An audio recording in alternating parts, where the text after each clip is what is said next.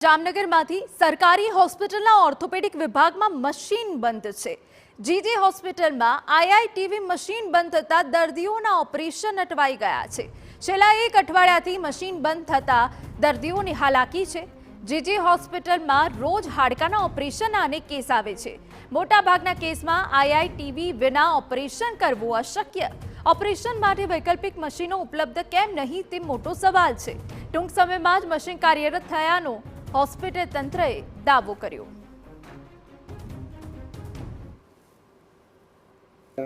8 થી 15 ઓપરેશન થતા હોય છે દરરોજના, જેનામાંથી એટલીસ્ટ 50% આપણને આ જરૂર પડતી હોય છે અને આ ઓપરેશન્સ આપણે આવતીકાલથી લગભગ શરૂ થઈ જવા જોઈએ આઈઆઈટીવી સરખું થતાં।